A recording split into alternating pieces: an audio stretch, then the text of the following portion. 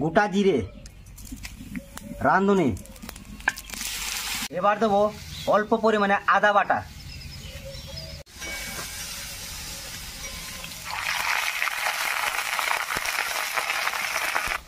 এবার দেবো কেটে রাখা সবজি।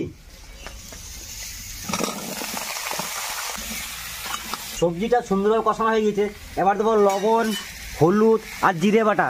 প্রথমে দেবো লবণ, এবার দেবো হলুদ, এবারে জিরে বাটা। আলু কুমড়ো সুন্দরভাবে কষানো হয়ে গেছে। এবার দেবো ভেজে রাখা সয়াবিন আর সজনে ডাঁটা। এবার দেবো পরিমাণ মতো জল।